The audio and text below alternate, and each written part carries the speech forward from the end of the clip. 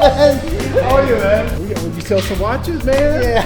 This is one of the restaurants, my favorite restaurants of Justin Bieber. Scenic view lang. Rock and roll! Basta. Ito mga shoot. Kaya hindi manglilibre. Sige. Surbol to, tingnan mo. Practice ako na ito eh. Another vlog here in LA. Day 3 natin ngayon. Time check is already 10 a.m. in the morning. This is my last day here in LA. Later, we're gonna have a client kukuha ng Batman. Hopefully, mabenta natin yung Batman natin na maayos at maganda. Ngayon, breakfast muna tayo here sa Truxton Diner. Samahan nyo ako, guys. Breakfast fit for an American. Ito yung mga breakfast dito. Coffee, steak and eggs, mushroom, tsaka empanada.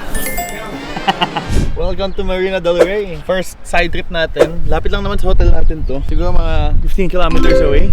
It's just like 10 minutes. Sa Pilipinas kasi 15 kilometers is like 2 hours siguro. Dito 15 kilometers is just 10 minutes to 15 minutes, diba? Ganda dito. Parang minutes away lang sa hotel. Nandyan na agad. Beach na agad. Ganda ng tubig, oh.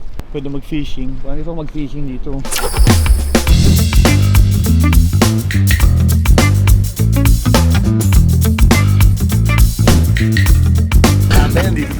This is one of the restaurants, my favorite restaurants of Justin Bieber. Sunset Restaurant here in Malibu Beach. Ngayon lang tayo. Scenic view lang. Kung saan lang, kain lang. Kung saan lang tayo mapunta. Fresh air, very cold actually. It's like 10 degrees.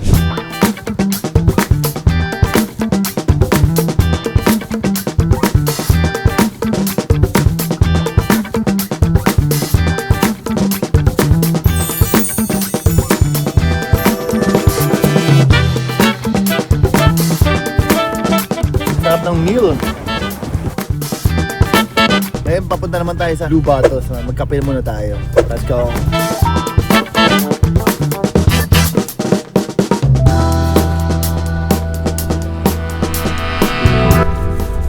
Ano mga shoot? Kaya hindi manglilibre. Sige.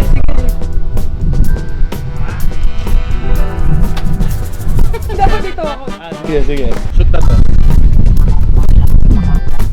Uy!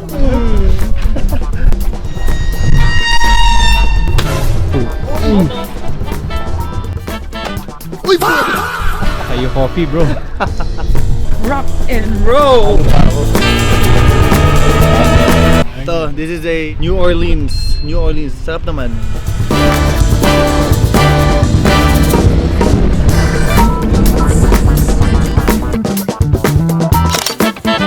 Dito na tayo sa Santa Monica Beach. Grabe ang ganda. Last day na natin dito sa LA. So right now, lifestyle vlog. Kanina, ang dami natin pinuntahan.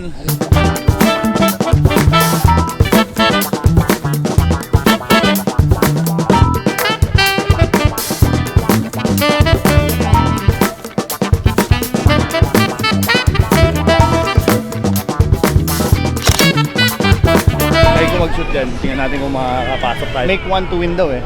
Kaya ko yan. Luther ako dati. Ako naman yung mag-basketball. Kayang-kaya natin yan, no? Ito naman tayo.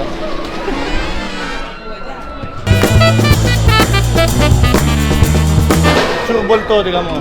Practice ako na ito eh. On!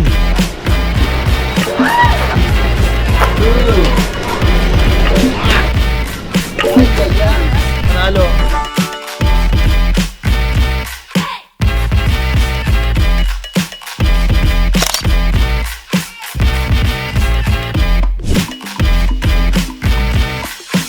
Dito na tayo sa third destination natin. Dito na tayo sa Dollar Hits naman. Lahat ng mga Pinoy foods, mga Pinoy na tao din, nandyan din lahat yan. Ihaw, mga isaw, mga ganyan. Gutom. Kinuha ko mga to squid, chicken, calamari, saka chicken skin.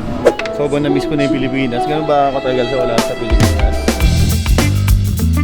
Right now, dito tayo sa Beverly Center. Meron tayong imi-meet dito. Isa kong matagal na kaibigan. Dati na siyang PBA player, second pick sa Philippines, Blackwater. Ngayon, pupuntahan natin. She's from Las Vegas but he came here to LA. Samahan niyo ako, guys. What up, man? Man, what's new with you? Good. How are you, man? Good. No, I know. It's almost 2 years, huh? 2, 3, maybe. Yeah, 3. Yeah. Would you sell some watches, man? Yeah. What would you sell? We sold one already in New York, and I Yeah. sold probably like 4 watches here. Man, you like it out here? It's awesome. Man, I wish love you it stay here. longer. I can show you around everywhere. Kanina, may kami nakita ng kiosk ng mga Pokemon. Tingnan ko sa GC namin, si Paring G sabi niya, Bo, open ka, may pinakita siya sa akin ng mga ano. Ito daw, kunin ko ngayon doon. Tapos, open natin. Ito. Ito daw yun, dalawa. Sige, tingnan natin. $54 isa. Open ka ng dalawa. $120.